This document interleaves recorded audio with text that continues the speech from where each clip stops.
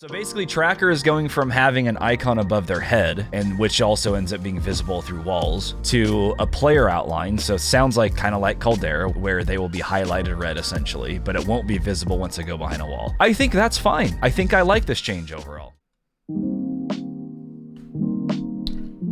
Okay. You know what that is? I'm an expert in that, yeah.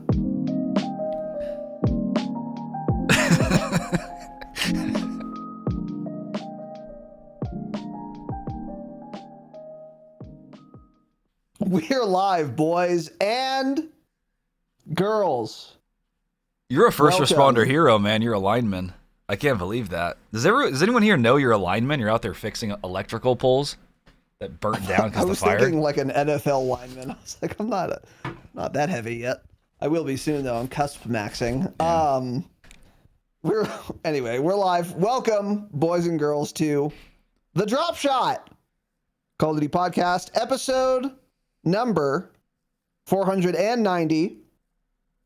Fast approaching that 500 mark, which will be on a Saturday. Hopefully, it will make it one. We'll just skip an episode number if we have to. Yeah, we'd have to skip two. Also known as Razinon. Yeah. Which may be in the cards, but I guess, I don't know. We'll see. Joined by Tanner, and today we have an episode for you, a Saturday episode. So, curiously, well, not that curious. Tanner and I have been in a difficult position as podcasters about this particular video game. Because seems when fine we to do me. 2 episodes twice a week, well, the problem is, if the game doesn't change ever, you kind of don't have anything else to talk about, right? So we were on the precipice of having that difficulty once again for this episode.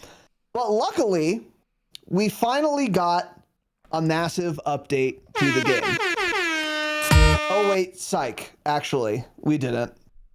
We didn't get one. What we did get was a huge tweet, which we will be going over. It's not a tweet, man. It's a blog post. Come on. Give him more credit. It's both, actually. Yeah, in granular detail. Granular detail. Wow. Precisely because nothing else has happened. No updates, no changes, whatever. They did give us a considerable blog post / tweet about what they plan to do in the future for this year for the BO6 Warzone integration. And what you guys might hear, I'm laughing. What's funny about that is I feel like we've been down this exact road before, where they get on the internet and tell me sweet little lies. Shout out, who is that? I know. Fleetwood Mac? Yeah. Whatever. Definitely. And then, or maybe the girl, whatever. And then just, yeah, their lies, so nothing happens ever. So that's what we're going to do today. I want to start, before we get into this, with 2 things. And I'm going to repeat them in the middle of this episode, after this episode, next episode, the episode after that, and I'll probably throw in a couple tweets for your convenience. And oh, wow. Spoiler alert, nothing you're about to hear is going to be something new, unless this is your first time in the last 6 months listening to this podcast. Okay. Number 1, remember on December 23rd, when Raven said, we're going to do perk rebalancing, we're going to do anti-cheat stuff, we're going to, what else did they say? God, they said so much. I actually should just bookmark the tweet, but I'm going to pull it up again. So I typed in Raven Twitter, here we go. Raven Software. They tweet a lot, so I'm going to have to scroll for a long time. Oh, wait, just kidding. They don't tweet a lot, actually. They barely tweet at all. They retweet a lot. Yeah, they fell off. So they said cheating remains our top priority, particularly in ranked. Haven't done shit for cheaters. Cool. Let's see. Well, according to the blog post we're about to get into, they said they did, so we'll get into that. I'll believe that. We'll get into it. Yeah. So, by the way, they said they were going to do all these things shortly after the holidays. So even if yesterday they did fix cheaters, which I have a lot of bridges to sell you if you believe that, they didn't. I can just dismiss that out of hand. Then it wouldn't have been shortly after the holidays, right? So, okay, so cool. So cheating, not fixed, but even if it were, even if you believe this blog post we're about to get into, it wasn't shortly after the holidays, which is what they said they were going to do. Many of these improvements will ship shortly after the holidays. Okay, so cheaters is one. Let's see. Server performance and game stability. Server performance is completely unchanged. Game stability, I don't know what they mean by that, but also completely unchanged, actually. People can still crash the servers. They do it all the time. I still die behind walls all the time. Cool. Key updates to movement for increased fluidity. And that was supposed to have been what? The increased mantle speeds. So I'll give them that one. I don't know if it was shortly after the holidays, though. Rebalanced perks. Nothing. No perks have changed. Combat record, not here. The ability to close doors while running. Okay, we got that. Sure. And concerns with the reviving mechanics, not touched. By the way, they said they were doing these things once again shortly after the holidays. It is no longer shortly after the holidays, and many of these things so far have not yet been fixed. Wait a second. So cool. Monday is a holiday, man. MLK Day, Monday. That's been the joke in Discord. Yeah, has it really? You guys are very funny. Yes. I haven't seen that. You guys are very funny. Yeah, three of you now have made the same joke. There's a lot of holidays, man. That's obviously not what they meant on December 23rd, but it's a funny joke. It was funny the first time I heard it, but okay, anyway. I don't read on the investigative side, we're closely examining reported audio inconsistencies. They've done nothing. Lighting and visibility, nothing. K-BAM functionality, nothing. Irregular UAV behavior, I think nothing. And discrepancies with contracts on the TAC map. Which we know what that means. I don't know what that means. Yeah. Yeah. I'm your guy for that, so I'll let you know after the So- pod. I'll explain to you what it means after the pod. Sure. Yeah. So, and then they said many of these improvements will ship shortly after the holidays. We didn't get many of those things to this day. It's January 18th. This was tweeted December 23rd. And it's already not shortly after the holidays. So even if by now we did get many of them, because I'm in a fugue state and I've forgotten they fixed all of the things they said, it wasn't shortly after the holidays. But also they didn't fix many of those things still. And certainly not shortly after the holidays. So this was inside the last 30 days.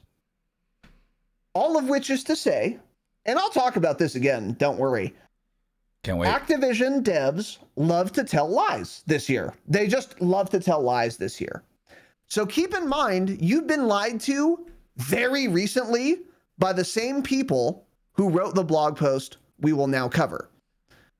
And there was something else I was going to say. You talk about your weekend? No. Okay. I was going to remind everyone of two things. I remember saying that. I don't remember what the other thing was, though. So whatever. Let's just get into this. So you've lied to us already. Got it. I've lied to you guys. That's correct. Yeah. Classic. So Call of Duty community update, January 2025. Wow. This was written yesterday, Friday the 17th, by Activision, Ricochet, Treyarch, Raven, Beanox, and Demonware. And this is primarily, I think, well, not primarily Warzone, but a lot of this is about Warzone. So here we go. And let's get into all of this, okay? Ahead of Season 2 updates on Ricochet, Warzone, Multi, and Zombies. They write some words. Ahead of Season 2's launch on January 28th, we're here to address the comprehensive feedback we've been hearing from our community in recent weeks and tell you what we're doing right now to improve the game. Now, if you get really upset when we and everyone else in the space bitches a lot about the game daily,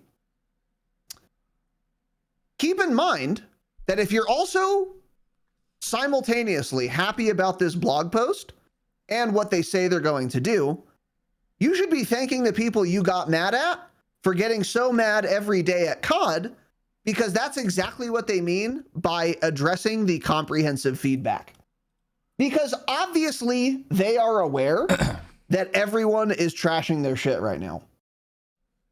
So keep that in mind, number one. I'm a hero is what I'm trying to say. We're heroes. Yeah. You're a first responder Members from the various development teams and studios dedicated to shit have provided insights below into how we're prioritizing what matters to our players today. Here are the things that they think matter to their players. Cheating and bans. Correct. Ability to disable crossplay on consoles in ranked play. Unfortunately, this does matter to a lot of players. We also, by the way, was there the so like Rara, I guess, found some guy who was cheating on console. There've been a few of those lately.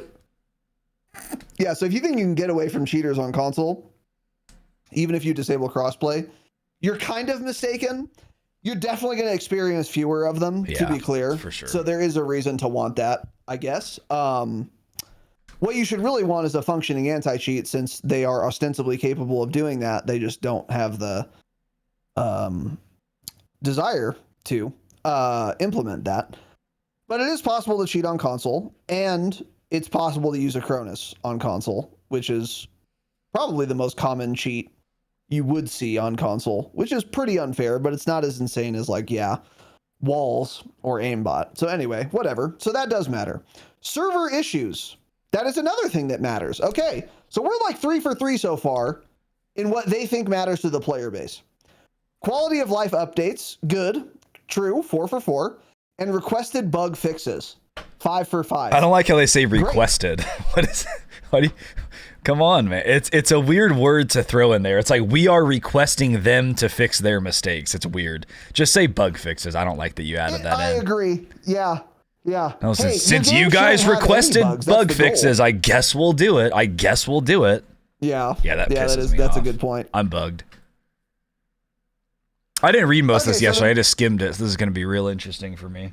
I read a lot of this, but not all of it. I did skim some of it, but we're going to read all of it today. So, an update from the Ricochet Anti-Cheat team. Now, danger, spoiler alert. I'm going to read this to do my due diligence here, but none of this matters. I don't have to read it to tell you. This is all horseshit, immaterial, doesn't matter. We have gotten a post like this fucking 20 times probably from Team Ricochet since it started, and we still always have ebbs and flows in the amount of cheaters. So maybe whenever they implement whatever the fuck they're going to yap about here, we won't see that many cheaters for like a week or two, and then they'll be back. So this doesn't matter, to be clear, but I'm going to read it for you anyway. Instances of cheating in CoD, particularly in ranked, in multiplayer and Warzone, are frustrating and severely impact the experience for our community. Okay. They really should have written severely impacting currently at this time, as I type this, the experience for our community. Because they're abstracting this, and that bothers me. Not only does it in theory severely impact the experience, it is actively right now severely impacting the experience for your community. So whatever, small point. We're here to tell you what's being done about it today, which is nothing, and our plan for support throughout 2025, which will be ineffective. Cool. Live now are new layers of security and protections, I'm bugged, against cheaters in CoD, as well as updates to protect the competitive integrity of the game. Now, to be ultra fair, the last time I played Warzone or watched a stream of it was right before this blog post went up. So there is some universe where whatever they just added or had added when they put this up is actually meaningful and doing a pretty good job. But again, the odds of that are smaller than you winning the lottery 10 times in a row and getting struck by lightning 100 times on your way to get your ticket. So just keep that in mind, but I'll read it anyway. Updated detection models for behavioral systems, such as aimbotting and other data points, including account trust and hardware identifiers to target serial cheaters. Okay. So trying to see through like hardware ID spoofers is part of what that means. I don't know what the account trust thing means really. Aimbotting. That's so account a trust detection model to detect aimbotting is a good idea, by the way. You should use AI for things like that. So that would be cool if it was real, but what were you going to say? Never mind. It's not what I was thinking. Yeah. Okay. Like, I know what account trust is, but I don't know why you need to update your detection models for behavioral systems such as account trust. I don't understand what that means. So whatever. Okay, that might be related to shadow banning people. Like if your account has more trust, you won't get shadow banned. Yeah. Like if your account is 5 years old or something, and it takes into account your KD throughout the games, you're less likely to get shadow banned. That could be it, because that's a massive issue right now, of course. So maybe it is. Yeah, as it always is. So next one, over 136,000 ranked play account bans since the mode launched. Okay. It's just ranked play. Wow. Well, this super obviously doesn't matter, because at the time of writing this, they're just saying to you, even though we banned 136,000, you still see multiple cheaters every single game. That's all that means. So this doesn't matter. I don't know why they included it. It bugs me, but that's fine. Enhancing, it's not. Cross-examination tools focused on reducing the time it takes to action accounts. Okay. Okay. You get shadow banned quicker now. By the way, I think what cross-examination tools means is whatever software they're using to have some guy manually look at something. So, which is already too slow, and we've already lost if that's what we're doing. I've made that point recently. New detection and warning systems for spam reporting by accounts. Okay. Here we go again. So note, malicious reporting is against TOS. It's important to clarify that when a user spams the report button in-game multiple times against a user, or someone uses an illegal cheat tool to spam 10,000 reports, our system does not consider more than one single report from a player versus another, despite what cheat developers are telling players when they try to sell their illegal software. Okay.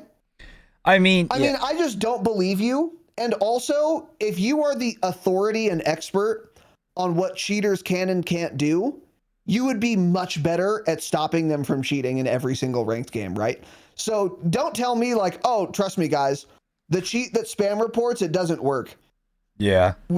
Like, hey, if you knew how the cheats worked, there wouldn't be cheaters in the game to this degree, obviously. So you have no fucking idea. You know less about spam report cheats working than I do. So keep that in mind. I'm bugged. Sure. I'll be bugged.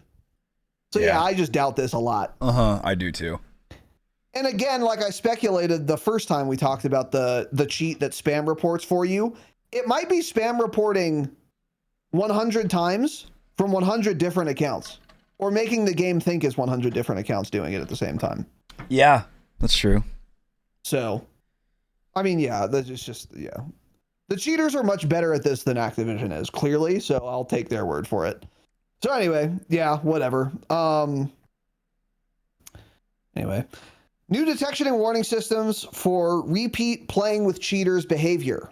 Note, when a cheater is banned, our system will detect other accounts it had regularly partied up with and raise flags for investigation to combat boosting and other cheater behavior. That was interesting. Okay. Interesting and cool on paper. Yeah. If I had any faith they could do it, that would be cool. Because, yeah, like... It also makes it sound like it's another human thing.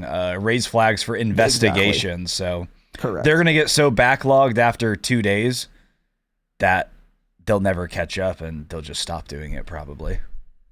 Yes. Yep. Which is, yeah, the point we always make. It's too slow if you're going to require human review, and it's not. It's so simple, but whatever. We've seen community questions about detection methods like IP-based banning. We do not utilize IP bans for anti-cheat because they tend to take action against entire groups within a range that are not problematic.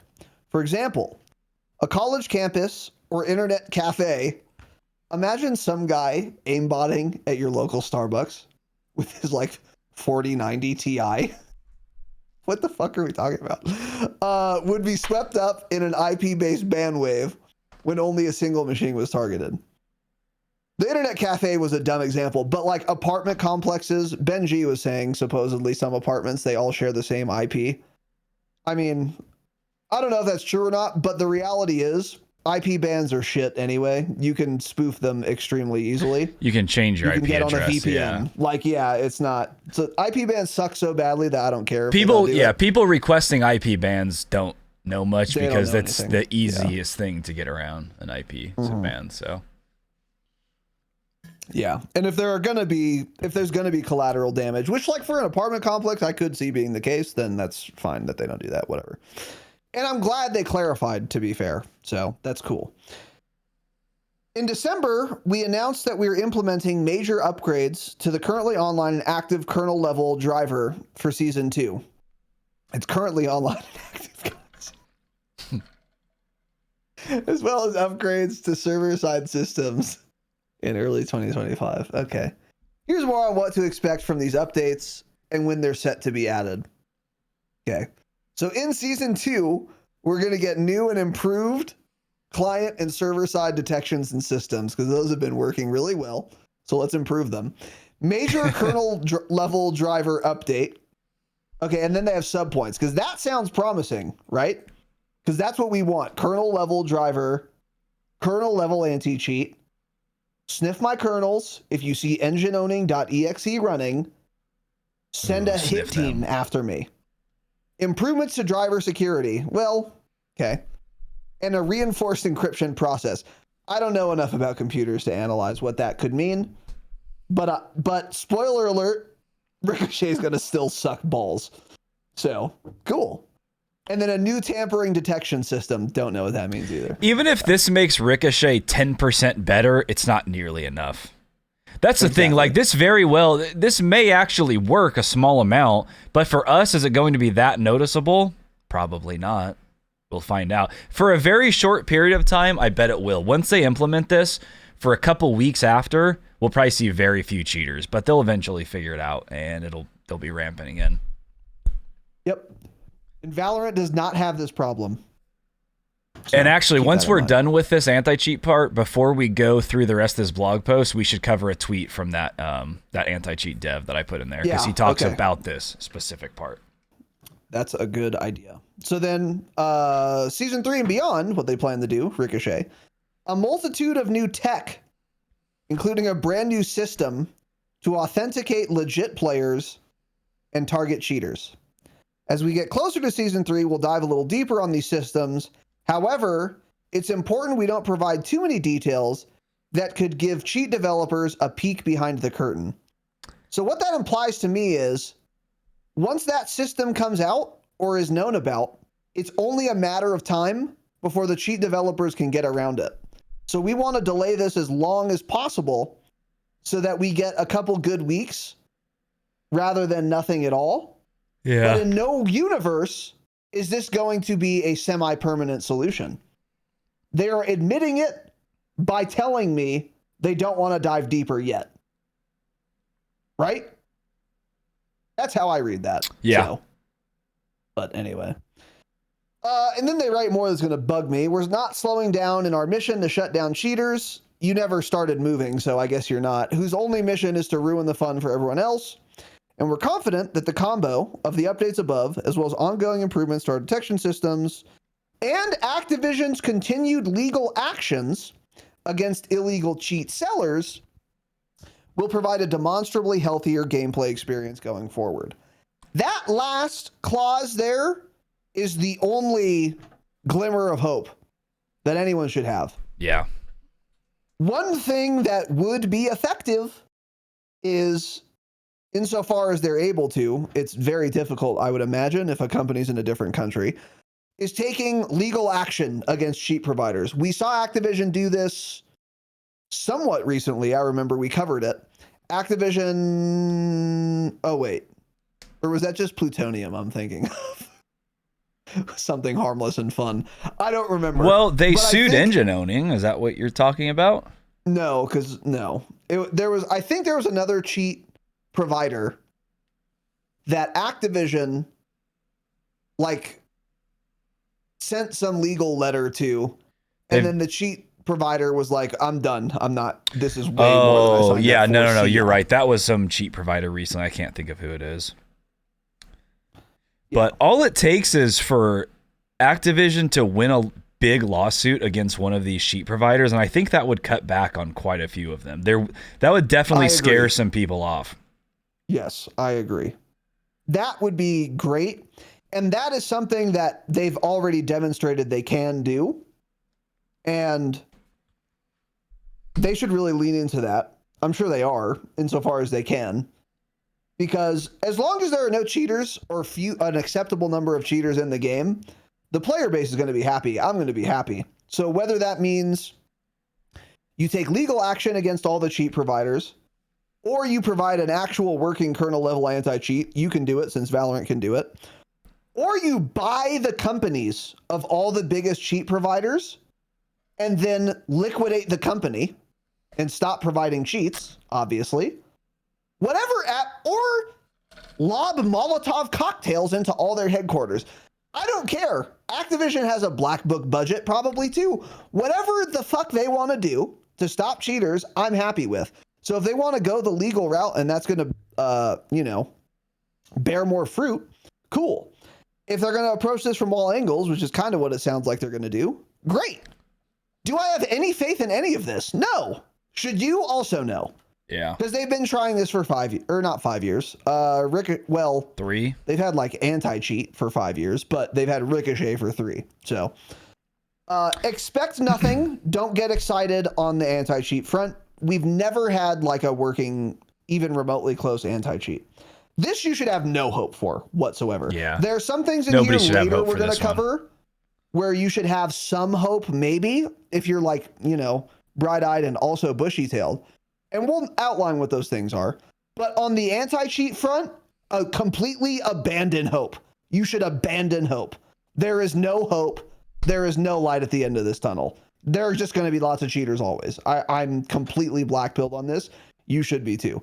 But on some of the other things in this blog post, there might be actually something to look forward to, which we will get to. But before we do, we have a tweet from some guy. Well, his name is @itsgamerdoc. We're still in the cheater part, or maybe not. I guess this is no, we're not. Sorry, that's my fault. Yeah. Okay. All right. Yeah. Let's get into that tweet now. Okay. So this tweet is from some guy named GamerDoc @itsgamerdoc. One of his tweets. We've covered a few now. This recently. is the anti-cheat guy who works for Riot Games. So he is a literal anti-cheat developer. Yes. And he gets a lot of traction. Has in the past, which is why we covered him, and also did for this.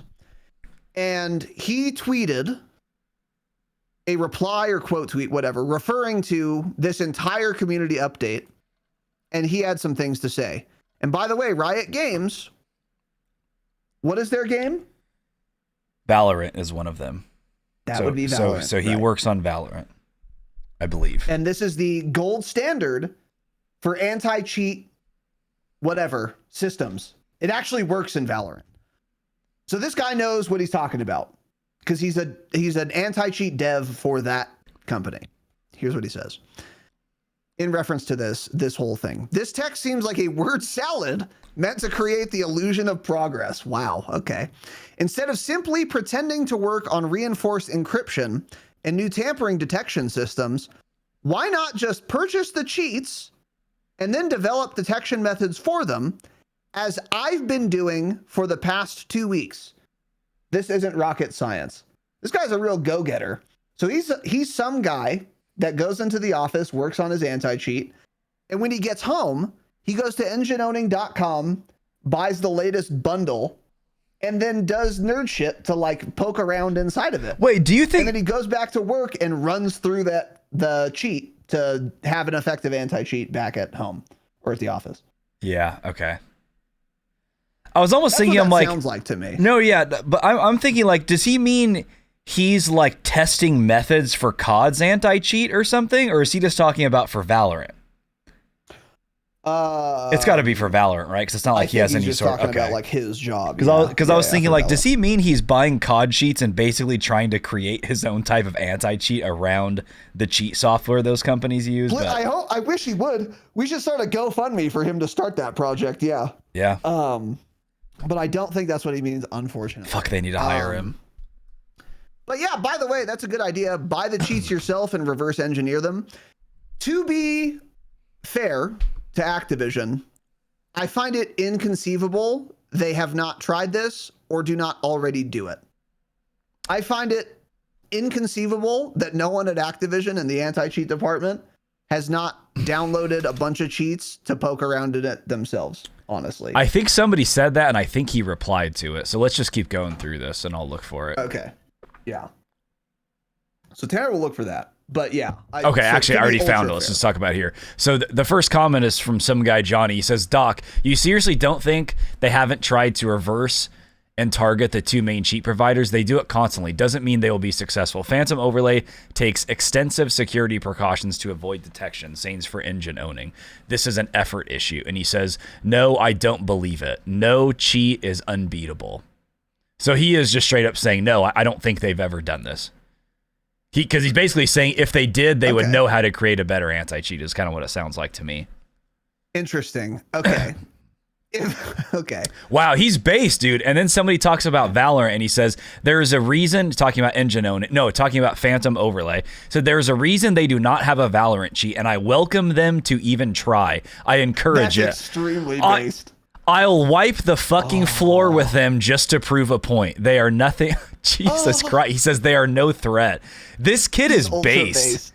Yeah. Dude. Oh my God. I love game devs if their name is It's Gamer Doc. I love this game dev. Oh, that is funny. Yeah. I did not see that. I'll wipe the fucking floor with him to prove a point. He's a god. Yeah. Activision can't afford him. That's a Chad for me. Yeah. Yep. Yeah. Oh my God. Yeah. That's wow. So I like that. Yeah. So I don't know what to think of that. I like, on the one hand, he would definitely know better. On the other hand, that would be so insane if they never thought, like, hey, maybe we should download some of these so we can look at the program. Like, that would bother me a lot. But this is Activision, so I actually could believe it. I don't know. The other thing, too, like we've talked about before, like, we don't know what goes on behind doors. So it's like this whole anti-cheat team, Ricochet could literally just be devs that worked on developing the game, system engineers that worked on creating stuff for Warzone. And they just said, hey, we're forming a new department. It's the anti-cheat team. You're going to go work on that instead. They said, okay, with no prior knowledge of how to do any of this.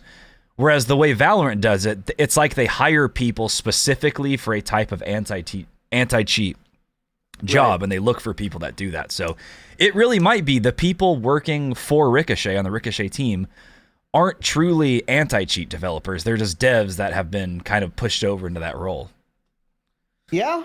So I remember you could brought be something like that too. And that is because he's clearly making it sound like they don't do this. And if the only other possible explanation, it does seem obvious if you're in that field. Like, let's just buy them and reverse engineer them, figure out how they do this. Yeah. But maybe they just really are that clueless. Or maybe it's some sort of like legality thing. Maybe Activision's like, you can't purchase cheats for this reason. Like, I don't even know, but. Yeah, I don't know. I mean, it is a total black box. I do remember you bringing that up as well. And what was I going to say? Yeah, I don't know. Ultimately, it does. I mean, he's kind of right in this sense. It is an effort issue ultimately. So whatever avenue they could pursue, there are lots, and I'm sure there are even more that I don't know about or wouldn't think of. If they really wanted to, if they really cared, if they really tried, they could absolutely have an acceptable anti-cheat. 100%. Whether that means they're not putting in enough effort because they don't reverse engineer, or they're not putting in enough effort because they don't want to hire more people or third party it, et cetera, whatever the case may be, it is ultimately just they don't care enough to do it, obviously. So he is right in that respect. Yeah. So anyway, back to the tweet. I'm really frustrated with the vague PR tactics that COD is employing. They should communicate actual plans that will have a real impact.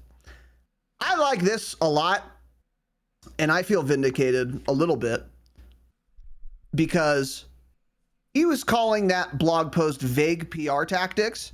And when I read a lot of the shit we just went over, like new and improved client and server-side detections and systems, I think that's vague, but I'm not a cheat dev, so maybe it's not that vague. But he, who is a cheat dev and a better one than anyone who wrote that blog post, is also agreeing that that's a vague PR tactic or statement. So it's like, oh, okay, I'm not crazy. This is all just vague horseshit that is kind of meaningless. That was one example.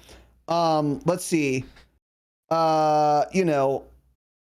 Yeah, I'm not going to read it all again, but like updated detection models for behavioral systems.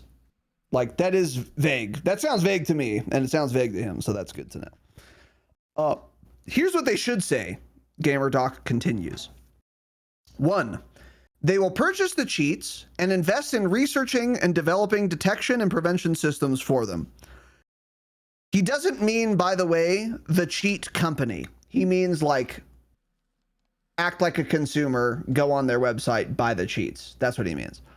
And then 2, they will reinforce security requirements for accounts suspected of cheating, especially when the sources of cheating are not fully known. Don't know what this means. I don't either. Yeah, I don't know what this means. Maybe like force two-factor. So if your account gets stolen and you start cheating, they like log you out, and then they're like, hey, if you want to log back in, check your email. Maybe that's what this means. I don't really know what else it could mean. But anyway. Yeah. Banning 136,000 accounts is meaningless if individuals can simply spoof their way back in with one click, fucking obviously. Yeah. That's why the cheating problem, despite 100,000 plus accounts being banned, never got better. It never abated. It was always terrible and is to this day. Yep. So of course that's true. Yeah, duh.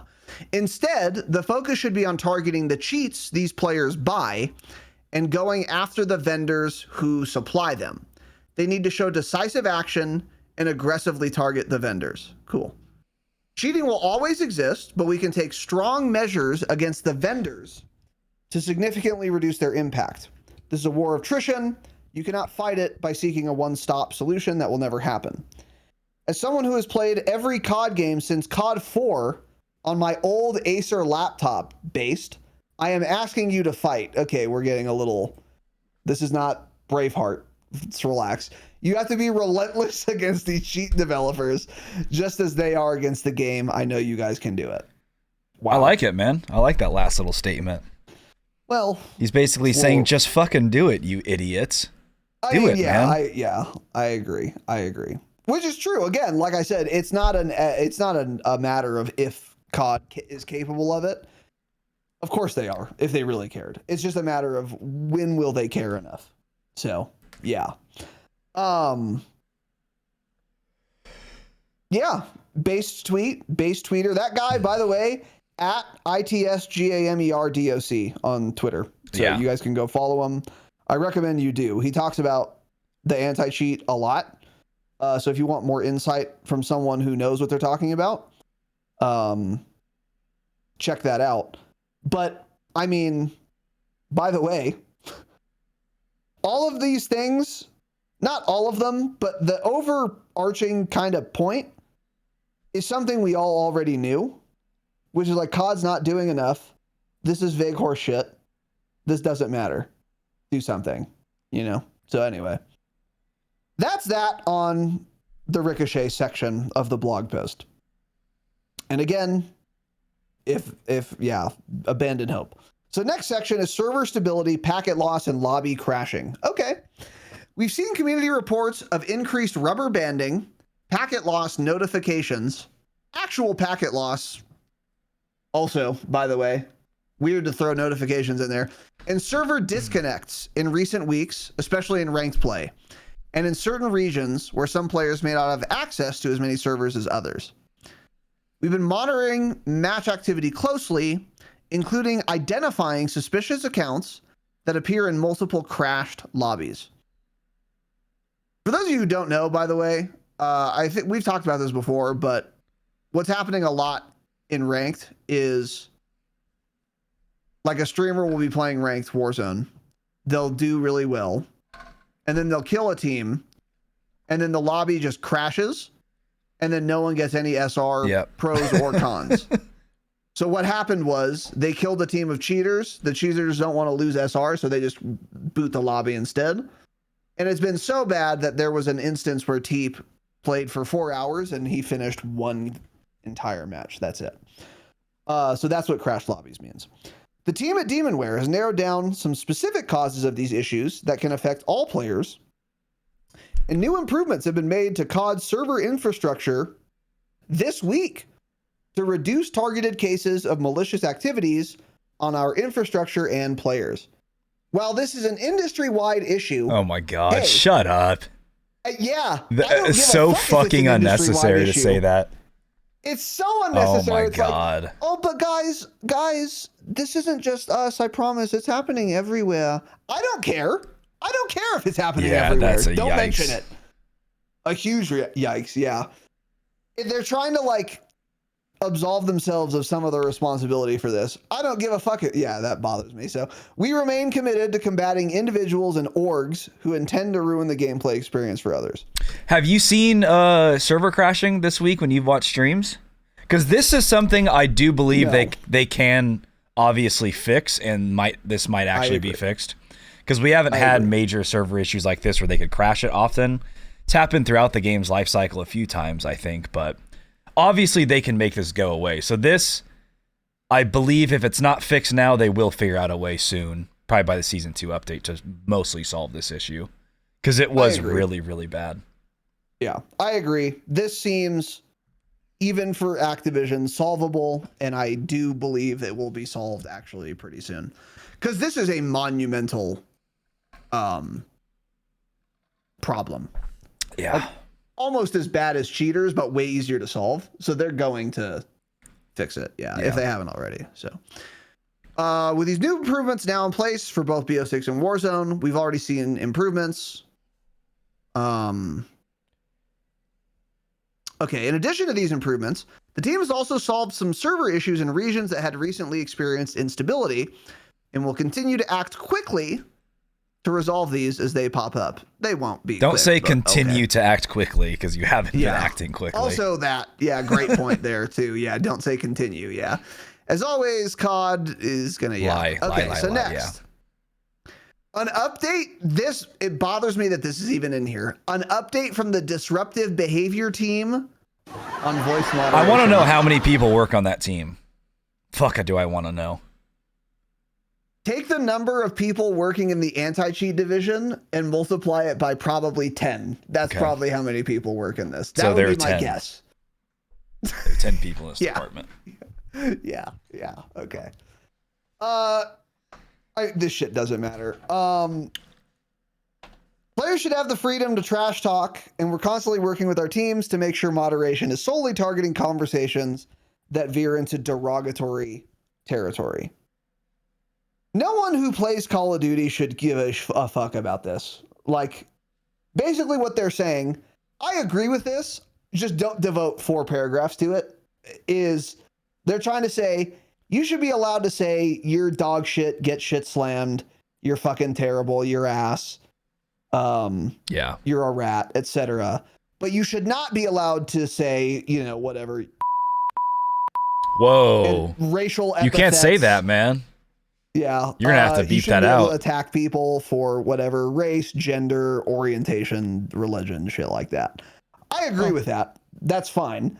But, and I do like that they made a point to say, like, you should be allowed to trash talk. Good.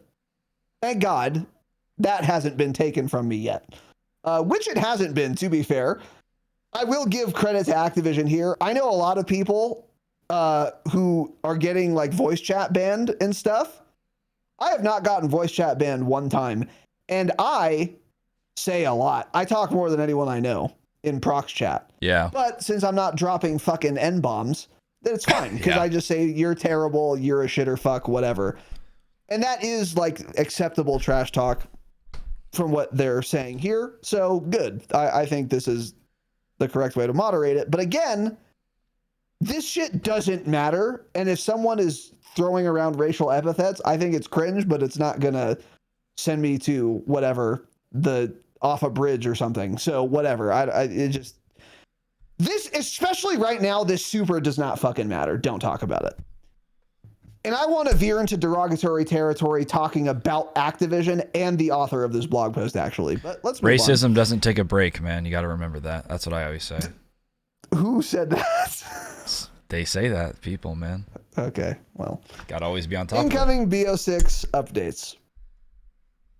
In addition to all the new maps, modes, and rewards coming on day one of Season 2, Treyarch has prioritized several gameplay updates, quality of life improvements, playlist changes, and notable bug fixes scheduled for Season 2 launch based on player feedback, as well as key updates to ranked play.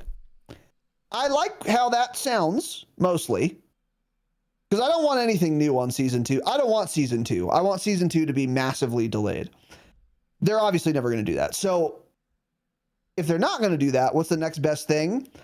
Prioritizing quality of life improvements and notable bug fixes. So sounds pretty good. Let's see what they say. A challenge tracker. Okay. Separate HUD preset for multiplayer and zombies. We already covered that, actually. Yeah, and the challenge tracker. Yeah, which is fine. Reduced collision with teammates to improve maneuverability around tight spaces and doorways with nearby teammates. That would have been nice in week 1 of the game. I would have liked that. True. But also, this has always been a problem for me specifically. This is one of my hobby horses. I hate getting body blocked, so reduce collision, W.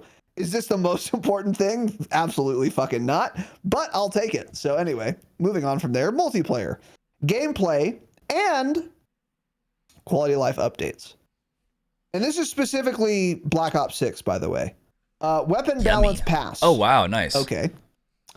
Whatever, that's fine. Bullet penetration updates. Now, I want to get excited about this. However, once upon a time, I read from Activision, based on our data and feedback, we are changing the player count on Area 99. I was like, oh, great. An update to the player count on Area 99. That sounds really good. And then the sub point was, we're lowering it. Yeah. Because the problem was that there were too many people, according to Activision, when in reality, the problem was exactly the opposite.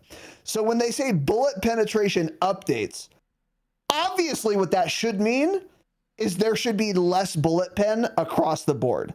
However, the last time I made an assumption like this, I got it exactly wrong.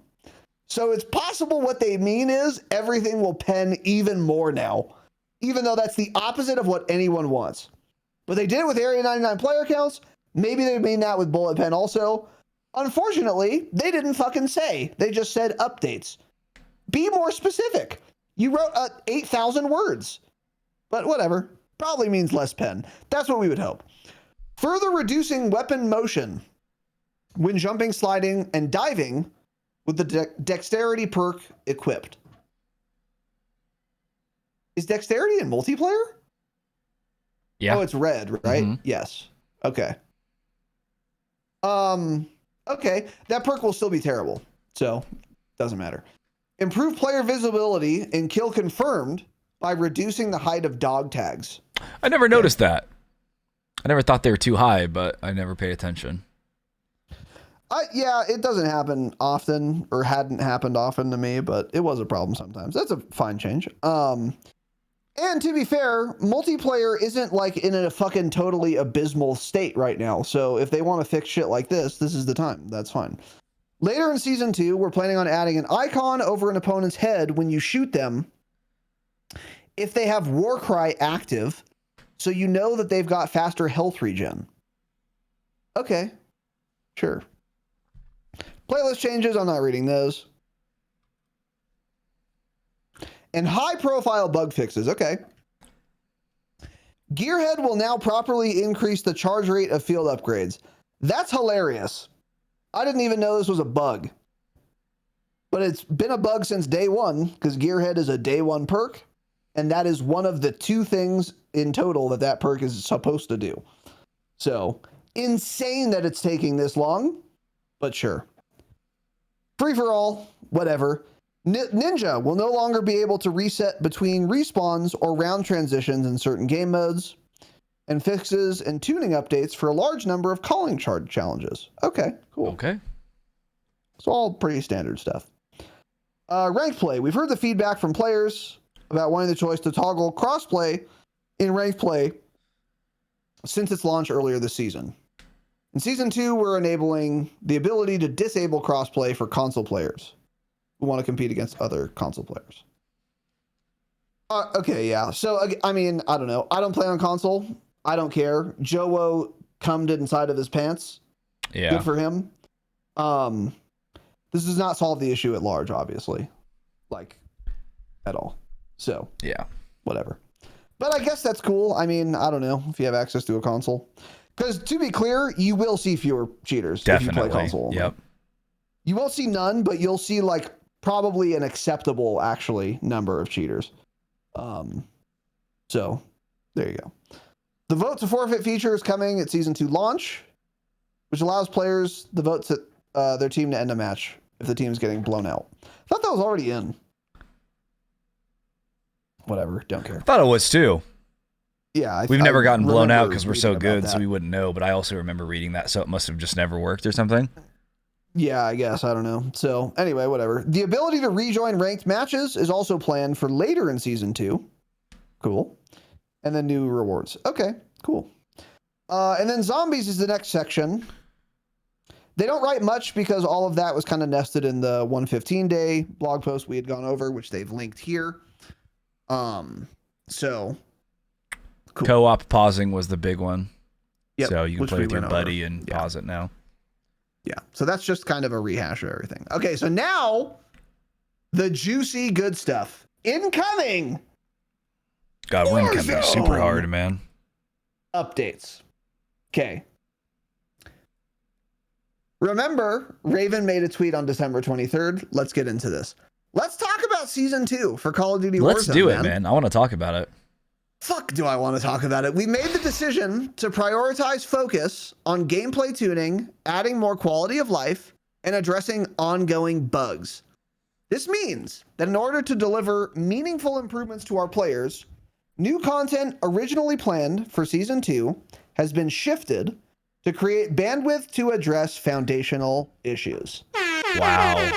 That's Yeah, it is. Perfect. That is desperately what Warzone needs. So we are off to a great start with the words we're saying. Now remember, these are just words, and words are the primary vehicle by which Activision loves to lie to us. Yeah, I like a good word. Keep in mind, a lot of this is going to sound, spoiler alert, quite good, if true. So just keep that in mind. But so far, it sounds great. These improvements won't come all at once. Fuck. Rather, they will be staggered across the season and with quite a few quality of life changes coming mid-season. Our priority is having the most solid foundation that BR can offer and are excited for players to see it all live. So one question I have, by the way, what new content that was going to be Warzone specific that was originally planned for Season 2 has been shifted? What could that mean? Because when we get new Warzone content, it's usually tied in also guns, with multi. Things like that. Guns. I see. A lot of the things I'm thinking are like a map change or something, but I mean that's not gonna happen because it's Urzikstan. They're not gonna change anything. Warzone specific weapon balancing. I hope not. Something like that. That would be insane. That would be insane. That should be on here. Yep. New like LTMs maybe. New LTMs is probably a good one. Yeah. So I'm Some curious new, what that could have been. But... you know, like a portable balloon type thing, some new item, Warzone specific item that we don't currently have. I don't know. Yeah. Yeah. So we'll see. Key gameplay and quality of life adjustments. Warzone is a constantly evolving game, bringing new experiences through yearly integrations of weapons, mechanics, maps, and more, which we all hate, by the way. We don't want any integrations, but whatever. While this approach keeps things fresh, Meh. it also comes with its share of challenges. Yeah. No it sure shit. does. Pretty weird that they always manage to surprise you guys, even though you've done it 5 times now. So, harumph. Regular changes come with the risk of shifting the game away from what some players may consider their sweet spot, altering mechanics and features that once defined the game for them. Let me be abundantly clear before they continue to attempt this gaslight.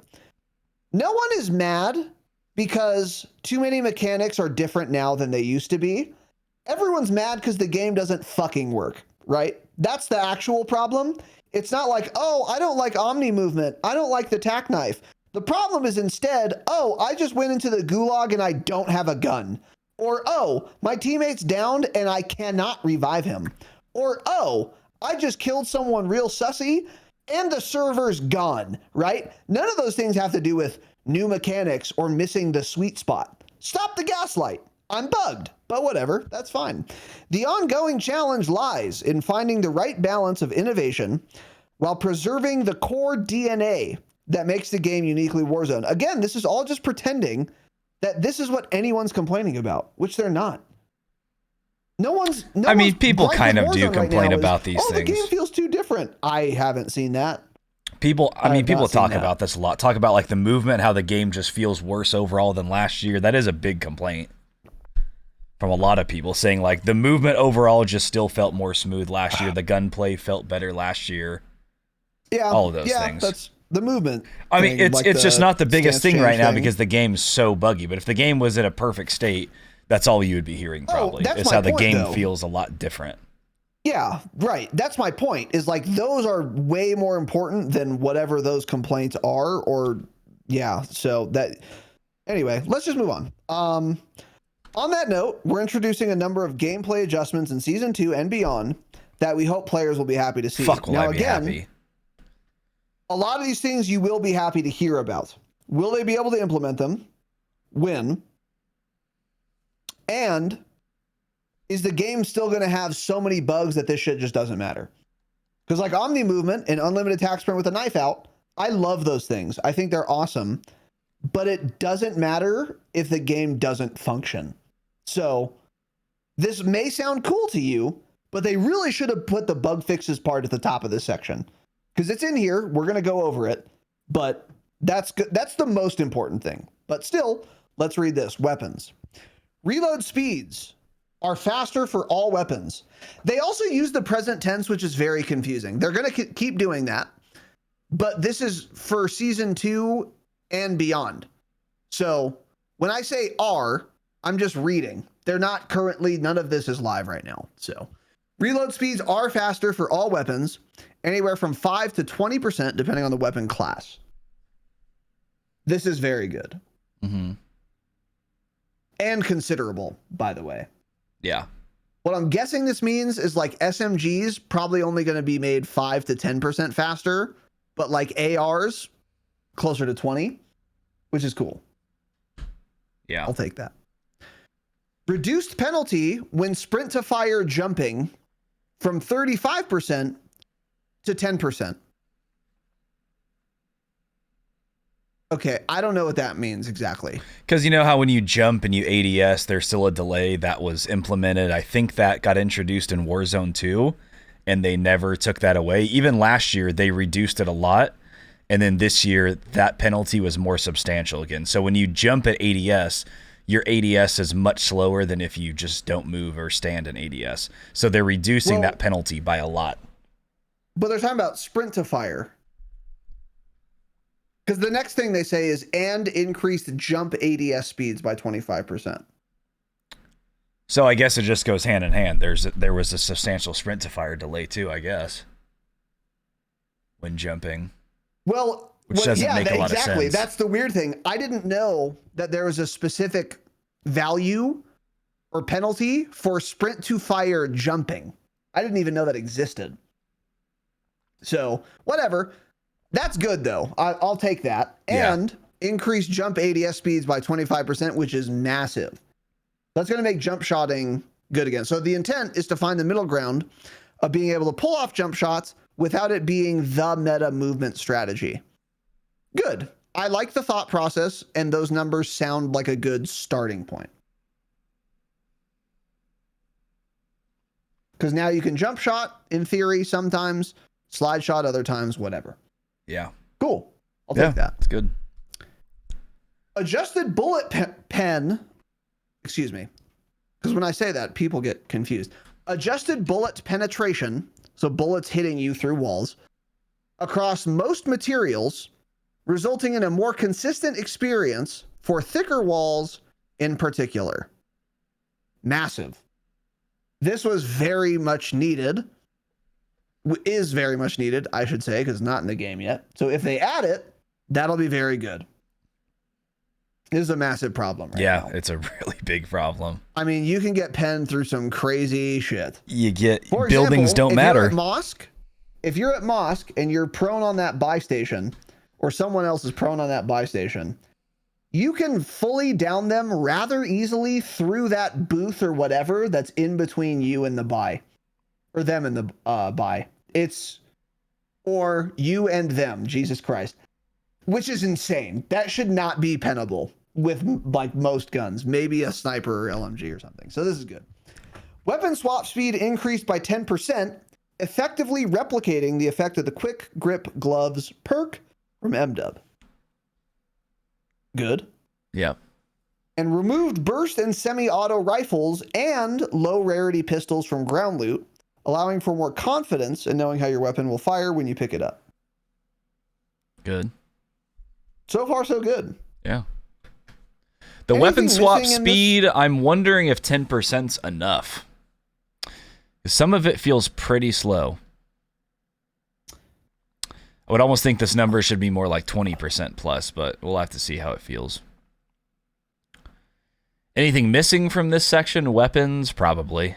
Not that I can think of, though. I can think, the only real thing I can think of is weapon balance, but maybe that's in a later section. Got to assume that's here. Well, I think up here where they mentioned weapon balance, did they say it was for everything? No, that was just. I mean, I'm sure they're going to do some, but they literally don't talk about it at all, which is insane, frankly. It's kind of a given that a new season should have weapon balancing, so maybe they just didn't put it in here, but they did for multiplayer, so who knows? Yeah. So anyway, okay. So far sounds pretty good. Movement is the next section. Increased jump speed and successive jump height with one unmodified successive jump. And I know exactly what that means. I'm the expert on that sentence. So if you want to know exactly what that means, I'm your guy. Just ask me. Yeah. You should explain it then. I'm asking you. This is me asking. So what does it mean? It means you'll jump faster and your jump height when successive with one unmodified successive jump. Perfect. Will be high. I don't know exactly what this means. I know what increased jump speed means. That's good. Successive jump height. I also know what that means. So your second B hop will be higher. That's what it sounds like. I don't know what one unmodified successive jump means. How do I modify a jump? What does that mean? I think so with one unmodified successive jump. Here's how I'm reading this. They're saying your first jump will be the same as it was in Season 1. Once you hit the ground, though, if you try to jump again to do a quick bunny hop, that jump speed and height is now better than it was in Season 1. Basically, I'm kind of reading it as it's a slight buff to a bunny hop type movement. That's what I'm thinking. Because to me, an unmodified but doesn't successive mean like following or something? How would that? Yes. What would that mean in this sentence? I think it could still mean what I'm thinking. Pretty sure this means b-hopping is getting a buff. I just don't know what an unmodified jump is. How do I modify a jump? That's why I'm thinking they just mean they didn't modify it. Like one of the jumps is the same as it was before. Oh, like they left it unmodified. But so either jump 1 or jump 2 has increased jump speed and height compared to what we have now. But this first or second jump, however that's going to work, is the same as before. Yeah, with one... But they say one unmodified successive jump. Yeah, I don't know. Doesn't matter. But it sounds like bunny hopping will be slightly better. I'm not expecting too much here at all because we've had really good bunny hopping in the game. I doubt we'll see that back again, but it sounds like it's getting a small buff. Yeah, it's not going to be an MW19 B-hop. This is a buff to b-hopping. It was a small point. I just don't, I still don't really know what that sentence means. Hire better writers. Increase the speed of the parachute cut animation, making cutting a parachute and readying your weapon significantly faster. I saw a lot of people happy about this. Boiling hot take. I don't know if I need this. The parachute audio is pretty good now, so I'm not too upset about it. But once upon a time, people would land on you silently, and if they can also just immediately start shooting me, I'm going to be extra bugged. With the audio right now, I think this is probably a good thing, though. Yeah, it just overall makes the game more fast and fluid. It's going to be a lot more dangerous now if this goes through. Yeah. And a giant if for every single thing we're going to talk about here. So, increased player velocity when landing from a cut parachute land for smoother transition into full sprint. This is interesting because this was a tweet that went fairly viral probably 3-4 weeks ago of somebody comparing Warzone 1 landing mechanic to what we have now in Warzone, and it's been the same since Warzone 2, 3, and now 4. When you land now, you kind of hit the ground and almost like you're kind of just standing still and then you start moving and you got to build up speed again. But in Warzone 1, you would land and be basically in a full sprint. And so somebody made a side-by-side comparison with the tweet, and they basically said things like this example of a movement delay is what overall just makes the game still, with Omni movement and everything, feel far less fluid than it did in Warzone 1. And it's just little tiny things like that that you don't think about. But again, off rip when you're landing in, coming back from the gulag, just little things like that make the game feel a lot faster for the person playing. So this is overall good. And honestly, this might have only been increased because of that tweet that went pretty viral of somebody showing this side by side. I don't remember who that was. I believe it. Because that's cool. I like never would have thought of this, but this is something I would never think to ask for. But yeah, just exactly. So all three of these things probably just very minor improvements, but overall it will make the game feel better. Yeah, exactly. So cool. I'll take that for sure. Next is audio. Not much here, and honestly, for Urzikstan specifically, not much needs to change with audio. There are a lot of other more important things right now, so don't touch the audio is kind of what I want. But they say reducing the reverb effects to improve directionality of movement audio produced by other players. Cool.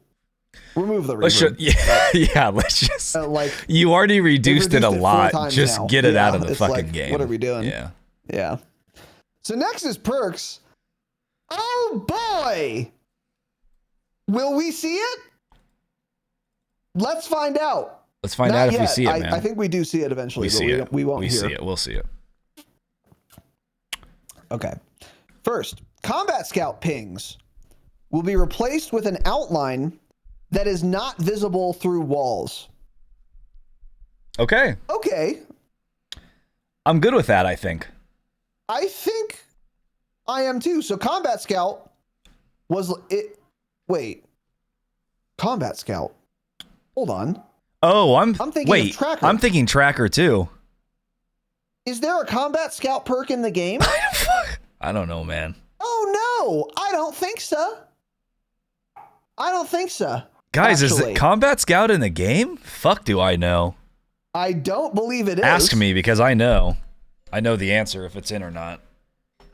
Okay. I think they're referring to Tracker because they removed Tracker from ranked play in Warzone. And they said, we're going to bring it back once we've rebalanced it. So I'm pretty sure they're referring to Tracker here. Yeah. Imagine this is your job, by the way, and you're talking about a perk that doesn't exist. Yeah. So. Yeah, they're just talking about Tracker. Okay. I didn't think about it either until you were like, oh, wait. Yeah. Okay. So overall, though, so basically Tracker is going from having an icon above their head, and which also ends up being visible through walls, to a player outline. So it sounds like kind of like Caldera, where they will be highlighted red, essentially, but it won't be visible once they go behind a wall. I think that's fine. I think I like this change overall. I think this is more balanced. I think so, too. Yeah, this is more balanced. Yeah. I agree. Because Tracker's really good for a lot of reasons. It auto pings anyone that you shoot and lasts forever, and it persists behind cover. So it's really good for shooting people in smoke, but then it's also really good for wall banging people to completion.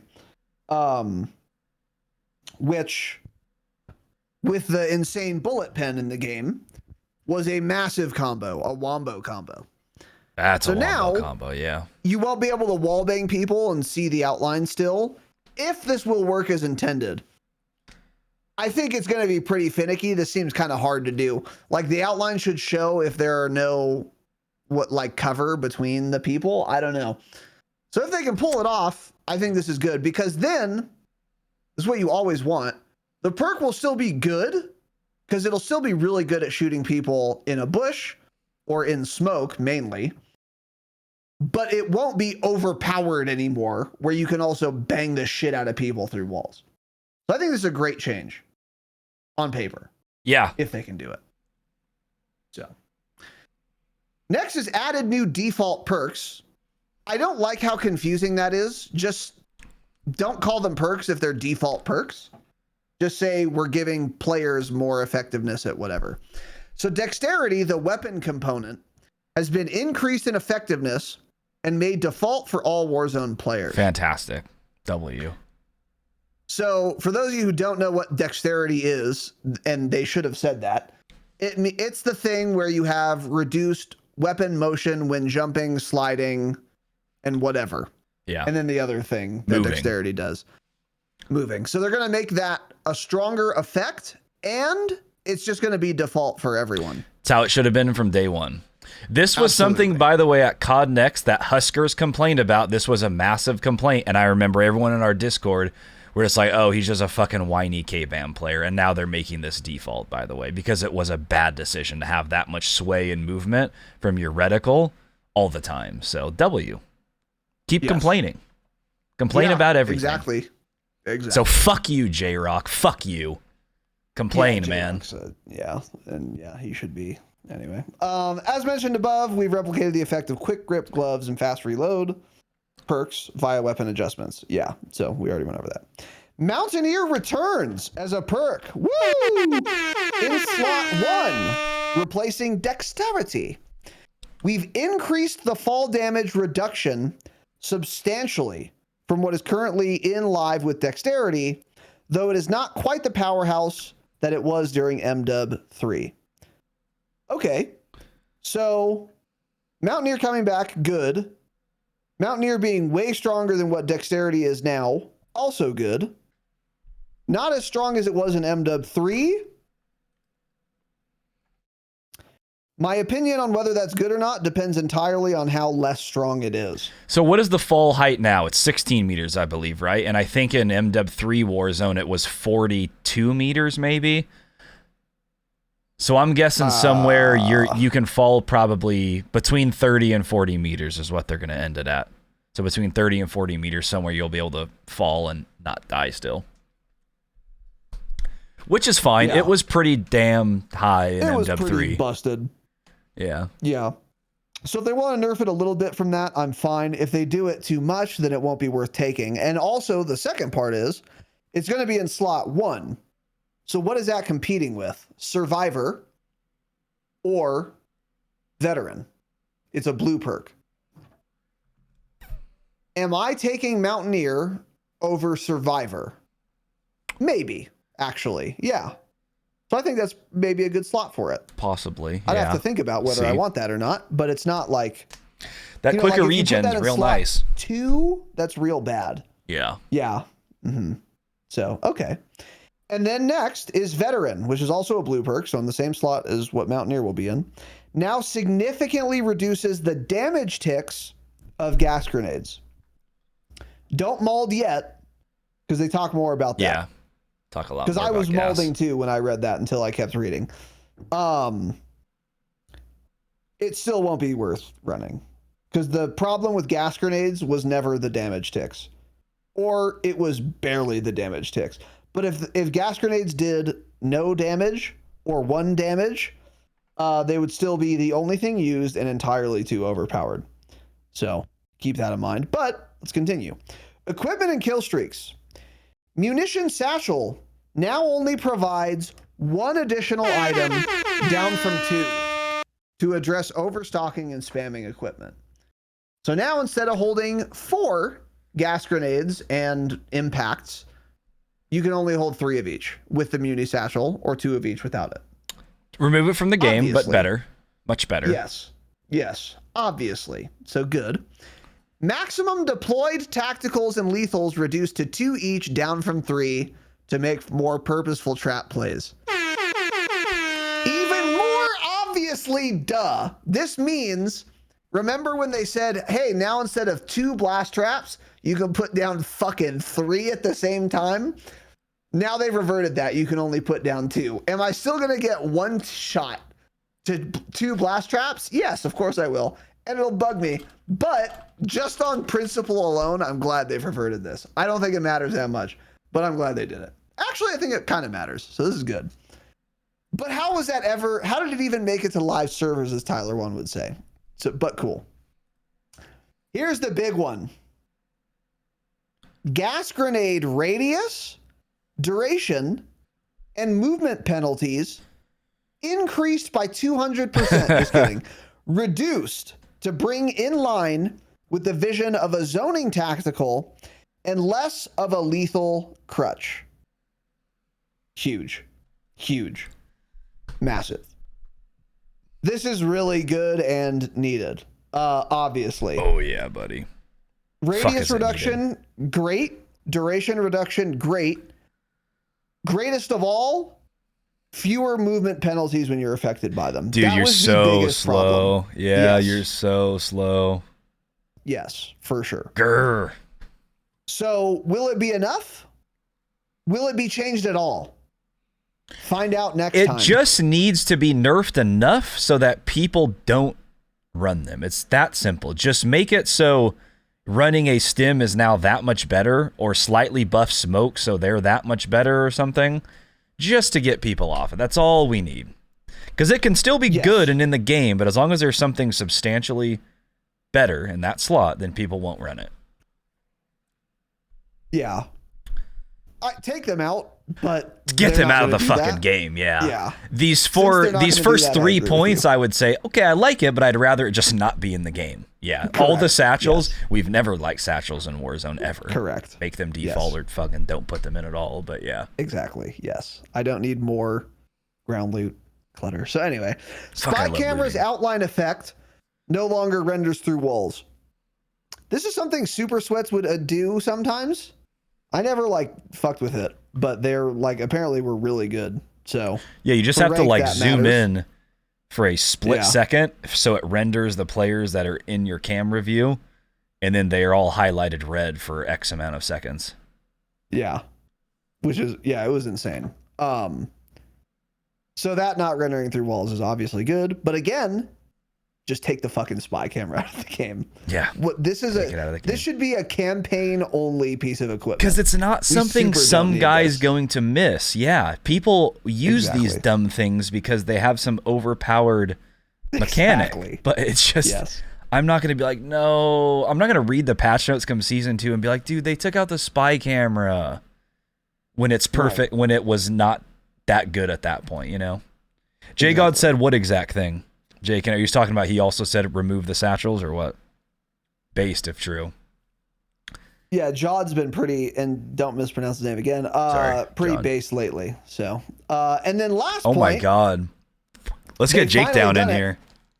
I thought they had done this before, but then I was wrong. Advanced UAVs will now show elevation arrows. Thank Christ. Huge, if true. Insane that it's taken them fucking 3 years to do this, but I'll take it, I guess. So good. Yeah, duh. Get Jake on the payroll. Yeah. Anyway, it bugs me, but good if true. Miscellaneous. The body shield functionality has been limited. Has been removed. Oh fuck. Okay. I like it. No longer automatically releases players in free fall. I know what that means.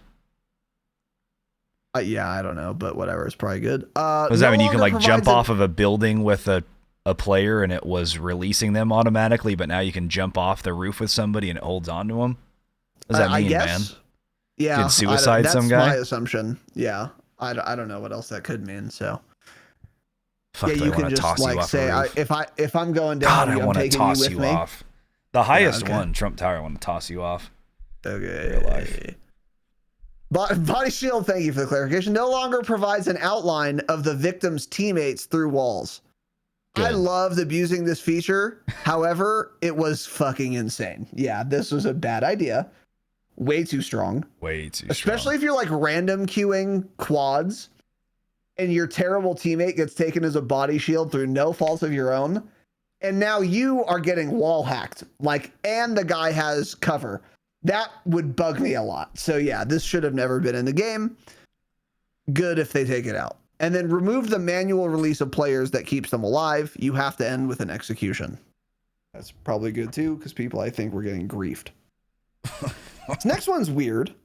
The flares that fire out of buy stations when a player is bought back can now be pinged to increase visibility on redeployments. What? I mean, it bugs me that they are doing this. I don't get it. Whatever. What? So some team buys back at whatever cargo, and I'm at Lowtown. I can ping the flare and say, "Hey, there's guys over there." Just ping. That's the flare what I'm reading this as. Okay. All right. I don't know if that's true, but that's what I'm reading this as. Yeah, I mean that's what I'm assuming too, but I just meant more like I don't get it because I'm not sure why we need this, but okay. Correct. Yeah. Can't you just ping the buy if you really want to? Yeah, that's what I thought, but I guess it kind of makes sense because if you don't have a sight line, have to open your map. I understand the logic. I get it.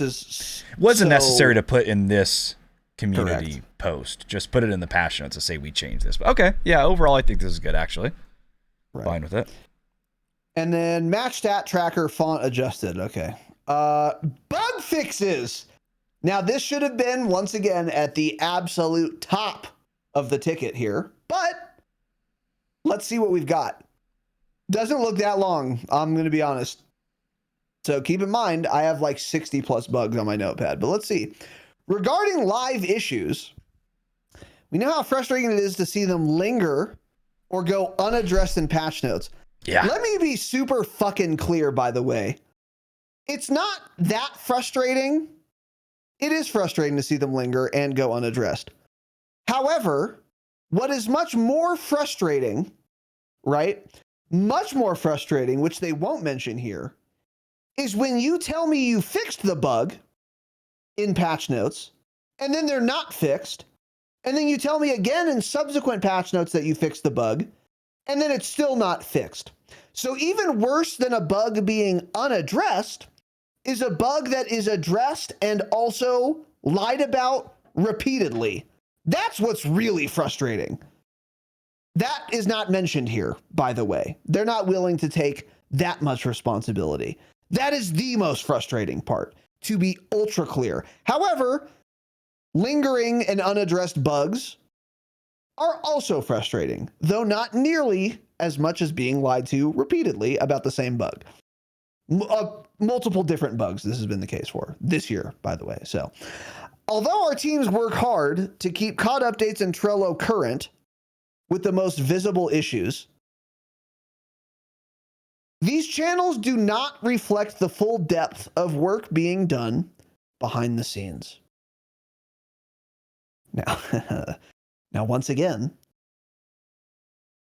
how many devs do you have who are salaried employees who, in theory, work 40 hours a week, and you're telling me you don't have time to update the fucking Trello board? To go say, hey, Trello.com, post, quick fix. We're fucking terrible at our job. Sorry, we really tried fixing quick fix, but we still couldn't manage it. We're aware of this bug. Put the fucking yellow label on it. You guys don't have time to do that? That's insane and unacceptable. So I'm going to read the sentence again. Although our teams work hard to keep COD updates and Trello current with the most visible issues, these channels do not reflect the full depth of work being done behind the scenes. Why the fuck not? This cannot be hard. And you cannot be wanting for time to do this. Put every single bug you're aware of on the Trello board so that we know what bugs you know exist and don't know exist. You definitely have time to do it, and it is important enough to do. So that bothers me a lot. And also what bothers me is don't say your teams work hard. They obviously don't. Are you bugged? Yes. That really bothers me. They're saying, and by the way, this is also an admission that the Trello board will continue to not be current with the bugs they're aware of. In other words, never go to the Trello board. You're not going to learn anything there because they are saying it does not reflect all the things we're working on, nor will it in the future because it's too hard for us to write down the absolute litany of bugs that are in this game that we are working on. In parentheses, there are hundreds. That's insane. It's fucking insane. So, okay, whatever, sure. I'll just accept mediocrity. Totally fine. Doesn't bother me at all. Prioritization of fixes is fluid and shifts as new issues appear or as ground is paved on existing ones. As always, player feedback is an important pillar of this process. Here's some feedback. Put everything you're aware of on the Trello board so that we know what else you need to be kept abreast on when it comes to game-breaking bugs in this shit video game. There's some feedback. Let that be an important pillar. Fuck, it bugs me. Yeah. I want to shove my... It's such a stupid joke. I'm going to make it now anyway. I want to shove my very important pillar deep inside the ass of every dev. Yeah. So, yeah, Okay. Not a good joke, but I didn't want to blue wall you guys. So we encourage you to continue sharing your experiences with us. Don't you fucking worry. Treyarch cunt. They said it right there. Not Treyarch, excuse me. Activision cunt. We will. Here's some of the fixes players can expect to see when Season 2 launches. And by the way, why are you writing some when you devoted all of this time to this massive fucking blog post, but you don't have time to write all the bugs? Here are just some. Kill yourself. Well, this is what worries me is because as we start going through these, 60, 70% of these are things that I've never even experienced, and all the things I have experienced on a regular basis are not on here. So that's what worries me is there's a decent amount of bug fixes on here.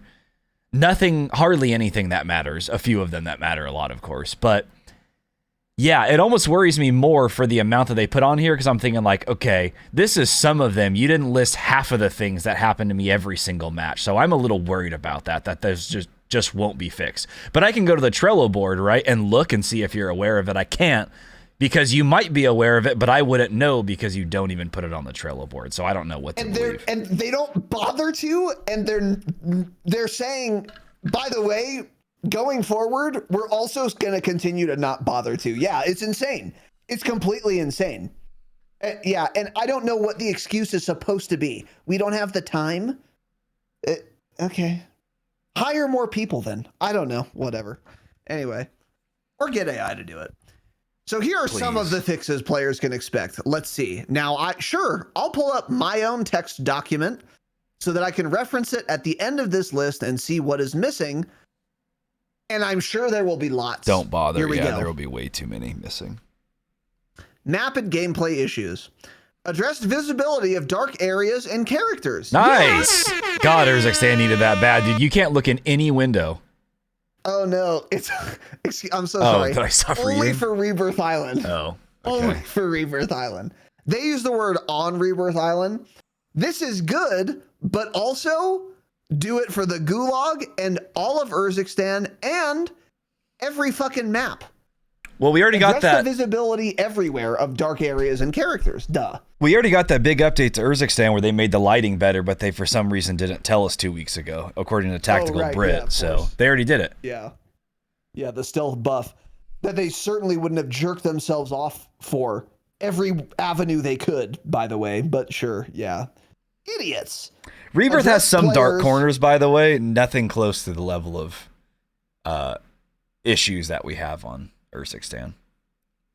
Rebirth definitely needs some visibility improvements, though. So, yeah. So, anyway, address players being forced to stand up while reviving down squad members. Okay, I actually never thought about this. We're so good, we very rarely go down. But very good change. Has this ever happened to you? Be able to. It's never happened to me this year. No, when it happened. That's why. Yeah. Okay. When it happened, the whole fucking year last year. It works fine now. Yeah. So now they're probably going to break it.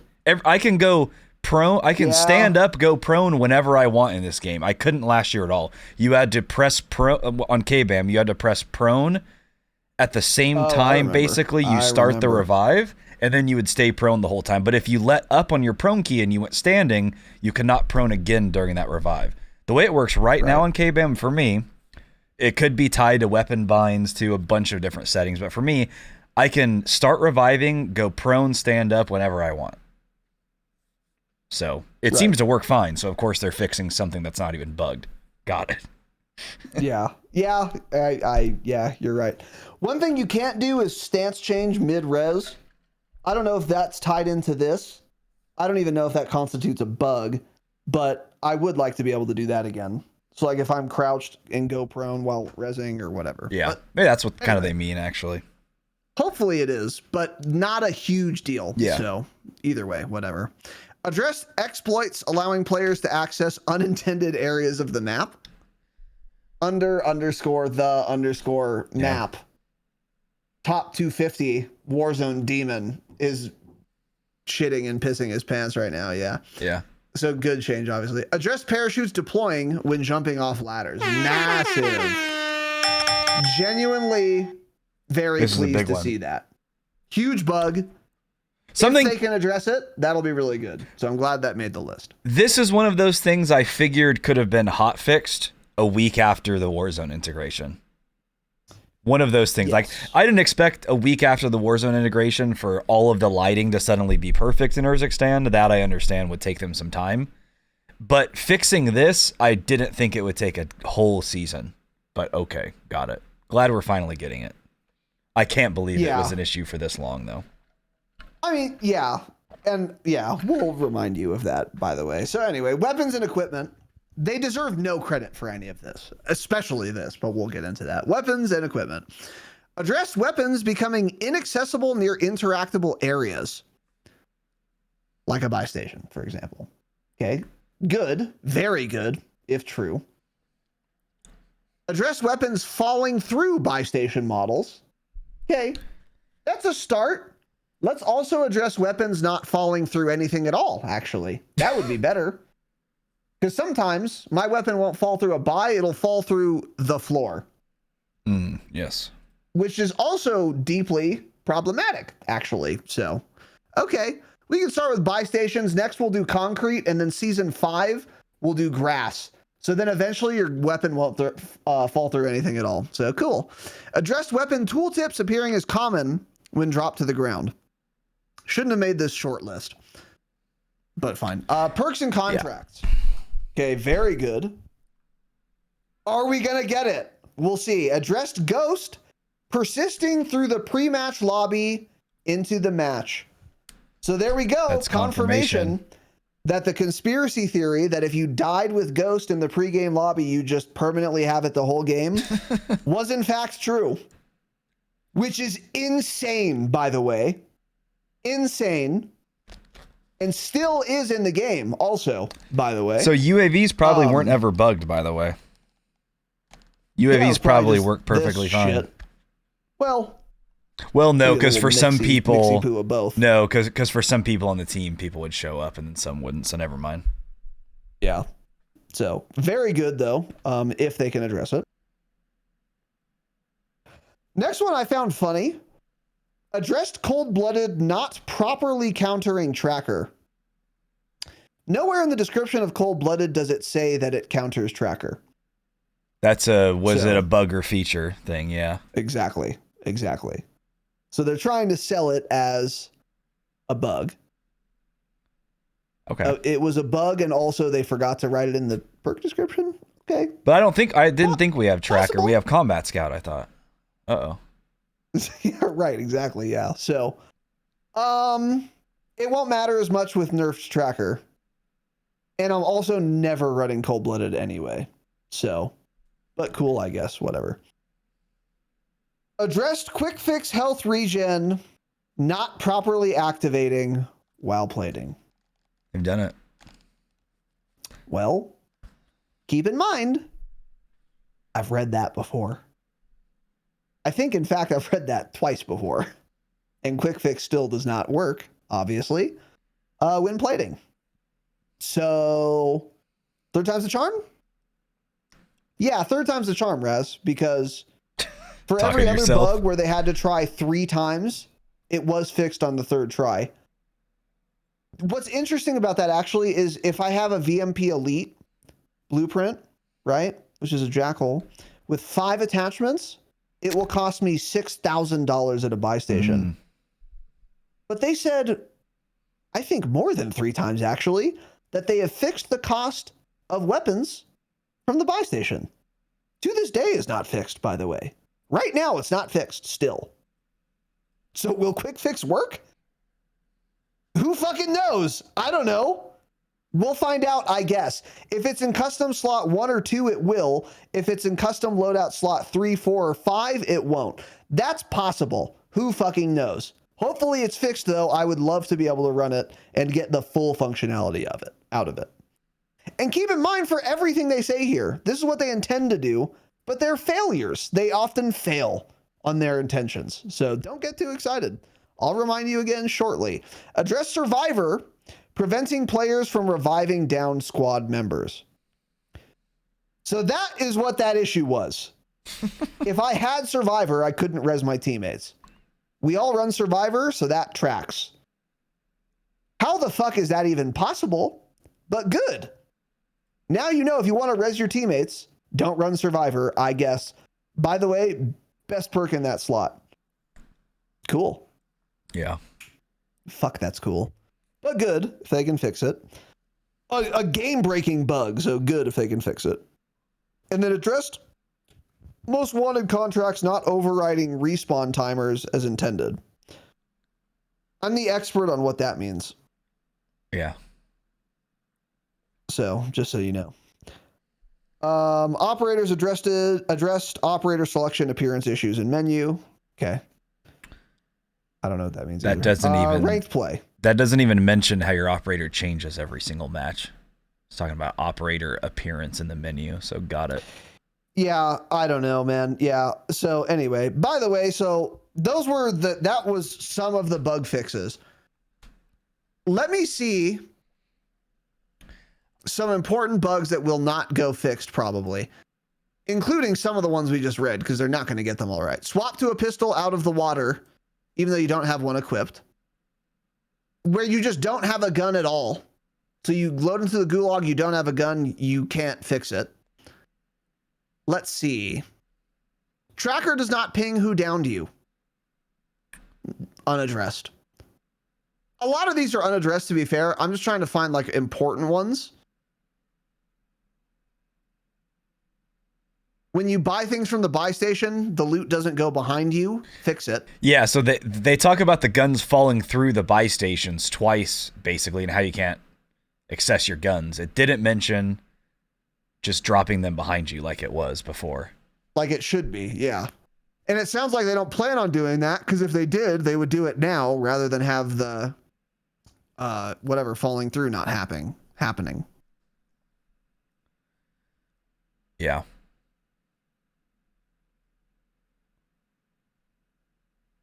Oh, the death recap is genuinely fake. Not huge, but yeah. There are a lot more. There are a ton. I'm very interested to see what the full list is going to look like on the launch of season 2. I'm skipping so many. I'm trying to find like important ones, but I don't want to just waste too much time sitting here in silence. One other one though that really bugs me is if you get in the water and you have a gas mask and you come out of the water, congratulations, welcome to Tarkov. You're going to hear your characters breathing loudly for the rest of the game, and it sucks a lot. So those are that's a selection of bugs that are not listed here. Now, they did say some of the bug fixes, so maybe they'll fix all of them. And you're an idiot if you believe that, so keep that in mind. Anyway, ranked play is the next section, and we're almost done here. In addition to the above note on incoming crossplay options for console players, ranked play in Season 2 will see a refinement to the amount of SR required and adjustments to deployment fees. These updates aim to soften the on-ramp into accessing ranked play and make the top end truly competitive. So until we see values, I don't know, but that is not the biggest issue right now. SR earning, SR deployment fees, that's not a huge issue. Not like it was, last year, Season 2, where the deployment fee was insane and people would just camp ladder. Mm-hmm. So if they want to make some minor adjustments, probably fine. Okay. And then they write some more bullshit. As a parting thought, we want to take a moment to reflect on the significance of BO6's integration, the largest in history, which for the first time has brought our teams and products together into a unified development environment. While this transformation has presented its share of obstacles, it also paves the way for more ambitious updates and closer collaboration in the future. I don't want more ambitious updates, by the way. I want far less ambitious updates because you guys can't do ambitious updates, clearly. This has been an unacceptable integration by any metric.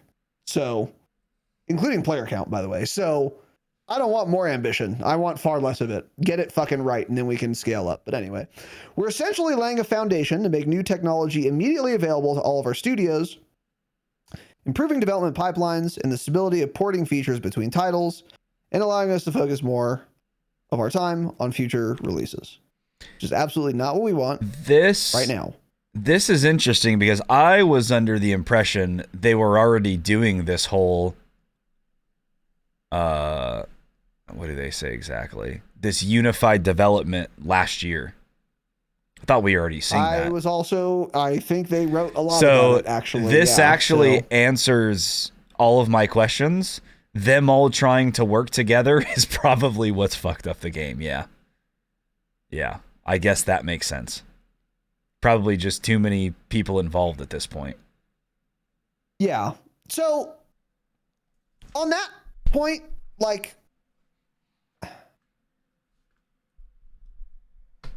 I don't know, man. Like, I sort of understand what they're saying here. And like, hey, look, it's our first time when we're like super giga unified or whatever. So we fucked it up a lot. I want to believe that. And I want to believe now that they've laid the foundation or whatever, the next integration will go more smoothly. Mm-hmm. I simply just don't.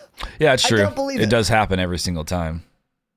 Like every single integration is, it's not a matter of if it's a mess. It's a matter of how much of a mess is it and how long will it take for you to clean it up after the integration. Yeah. Some years it's been a mess, but then it got cleaned up pretty quickly. Other years, like now, it's been a mess and it was not cleaned up quickly. Maybe ever. We'll see. So I want to believe this, but we really won't know until next year. But this is just more of them trying to be like, please guys, don't be mad. Don't take it out on us. This was really hard. This is really hard. And it was our first time ever trying it. I'm not going to do the baby voice anymore. And that made me uncomfortable too. This was really hard, and it was our first time ever doing it, and we're laying groundwork or whatever, so cut us some slack. Fuck you. I'm not cutting you slack. You've done this for 5 years, bro. Like, I don't care if you're doing new shit behind the scenes. I'm the consumer. Make it fucking function. And if you want to lay down groundwork, do it more slowly so that it's functioning. Or do it less ambitiously so that it's functioning. Do it the way a company of any other industry would do it. I don't know. So anyway, it's going to draw an analogy, but we'll see. All of that is to say that paragraph bothers me because they're again asking to be cut some slack. That's what they're implying. Just like when they had said, this is an industry-wide issue that servers are crashing. Cool. I don't fucking care. I super don't care. Fix it. I don't care if it's an industry-wide issue or not. Fucking fix it. So that's why that bugged me. But here we go. Looking ahead. Let's look ahead. Last section. We have ambitious plans and plenty of new content coming. Yeah, I hate that. Fix the game first. Yeah, I don't like hearing that at all. Yeah, that's an L. And coming to COD in 2025. And you have our commitment that what's been outlined above is only the next phase in a series of ongoing updates with one mission in mind, making our games secure, social, and fun. Got it. Now, of those three things, their games are social, because they are online video games. But right now, they are not secure. Obviously, every server crashes. And I can say beyond the shadow of a doubt, they are fucking certainly not fun. They're not fun, yeah. Can confirm I haven't had fun. So, you know what? It would be ambitious of Activision to try to make the game fun. And you know what? I'm on board with that in particular. Then they have the gall to say, as always, make sure you're following COD updates on Twitter and visit our Trello boards for up-to-date live issue tracking. You just got done telling me your Trello board's ass. Yeah. Why the fuck would I go there? Don't go to our Trello board. Nothing's on there, but check it out. Yeah. Yeah. Hey, we don't update this. And by the way, cunt, we don't plan to update it either. So go fuck yourself, consumer. But visit it also for up-to-date info and live issue tracking. But only some issues, the ones we feel like.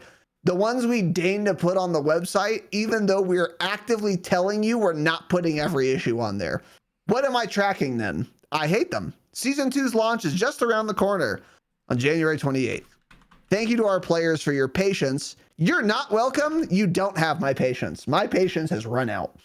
And we'll be back with more communication soon. Okay. What are your thoughts on this, man? That's the blog post. Best update ever. It's going to be the best update ever, man. It's going to be, yeah. Right? I'm just most excited. On paper, obviously, it's fantastic. Nothing really bad to say about it on paper, about the changes they're going to make. So it all comes down to how many bug fixes we actually get when we see the patch notes. And then, of course, how many actually work as they say. Because they have a really bad track record so far. Really bad track record so far this year of fixing things they say they fixed. So it comes down to that, the weapon balance, and nothing they're also about weapon balance in this entire post, by the way. Yeah, just for multiplayer. You assume it's coming, but don't know. Can't confirm. Yeah. And then it kind of just it kind of comes down to when we get these, because they make it sound like it's not all going to come out at once. So is some of this not going to come out until 2 weeks until season 3? You know, how quickly are you going to solve all of the problems? But obviously on paper, really, really good. Let's just hope they can live up to it. Right. Exactly. That's the thing. So I will give them some credit for finally talking about the dumpster fire that COD is right now. This needed to happen. They needed to say something. God damn it, they needed to say something. And this is fairly detailed. This is a good blog post, and these are the right words to write down. These are the correct words to write down and release, by and large. I'm with Tanner. If all of this were to be true, then I would be extremely pleased. There would still be a lot more work to do, but the game would absolutely be fun and playable again. Probably more fun than it's ever been. Definitely more fun than it's ever been. If this all went through on the timetable that they say it will go through on. Yeah. But a couple of things to note. They deserve almost no credit for this post, because this post needed to happen only because of their gross incompetence. So we shouldn't have even needed this post. So it's like someone breaks every car window you have, right? And then you pay to fix it. And then 3 months later, they give you like 80% of the money it cost you to repair your windows. And then your friend tells you you should fall to your knees and suck their cock for doing you the favor of paying for most of the damage, though not all of it, that they've done. No. I mean, thanks, I guess, for almost doing the bare minimum. That's number one, how I feel ultimately about this post. Now, that's not to say the guy shouldn't have paid me for breaking my windows. He should have. But don't expect me to suck him off for it. That's point number one. Point number two, the Ricochet shit, don't believe it. Dismiss it out of hand. That I don't believe any of, yeah. That I do not believe. You should not believe it either until they say we are hiring a third-party team to handle this for us because we can't figure it the fuck out. So dismiss that. There will be just as many cheaters. Maybe it'll be a lull for the launch of season 2 or whenever this stuff goes through for a week, 2, or maybe 3. But then it'll be right back to where we are now. So just dismiss that out of hand. Abandon hope on the cheater front. Unless you're a console player, I guess. Then maybe you should be excited. But by the way, someone in chat made a good point. Depending on how many people opt into console-only gaming, that's just a bunch of more legitimate players that now will not be in my lobbies, increasing the proportion of cheaters in my lobbies as a not console-only player. So, oops, hopefully not too many of you do the console-only shit. So we'll see how that goes. But anyway, and then the last point, all we've gotten from Activision since the integration have been lies outright, lies of omission, and half-truths. So if you're really excited for season 2 because of this blog post, you are you're not paying attention to be extremely generous. And extremely generous. You are not paying attention because we have not yet gotten Warzone patch notes that have been accurate. Not once. It literally has not happened one time. Every single time they will change something they don't mention, or they will say they changed something and then didn't actually change it. Or they just won't even try at all. Like when Raven tweeted on December 23rd, many of those issues would be fixed shortly after the holidays, and still nothing. So they love to lie this year. Unfortunately, I don't know why, but don't believe all of this. With all of that said, I'm expecting by the time season 3 launches, because all of this or most of this is they're saying they're planning to do it at launch of season 2 and within season 2. So by the time that timetable is over, season 3 launch day, I expect to see 70% of what they said they're going to do by the time season 3 launches. I don't expect to see 70% right away, but eventually we'll see about 70%.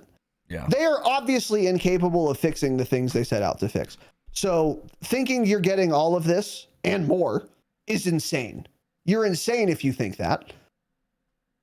So we're probably getting at most, I think, 70%, maybe 80% if they do a really great job for some reason. But we're not getting all of it, ever. or at least not in season 2 or 3. However, the silver lining here, if we do get 80%, 70%, 40% of the changes they outline here, depending on what 40% we hit, that's still going to be a massive improvement. Because a lot of the things they said here, pretty much every change they mentioned here, is a very good change. And I do believe some of them will go through. A meaningful amount of them will go through. So the game is going to improve season 2, for sure. But don't get too excited at all of the improvements. We won't see all of them. No shot. But hopefully we see a good enough amount to where the game can become fun again. And I am curious about the weapon balance as an aside, because they explicitly say in multiplayer they're going to do weapon balance, and they don't say anything about it at all in Warzone. Yeah. So it's kind of weird, but I would also be shocked if we didn't get it, even if they didn't say so. Yeah. So that's where I'm at. Yeah. Game will be perfect. But yeah, sure. But the main thing is, and the gas grenade nerf, that's one I'm really hoping they can figure out instantly. The main thing is, though, if there's anything I want you guys to take away from this, it is, once again, Activision deserves virtually no credit for this. Virtually none.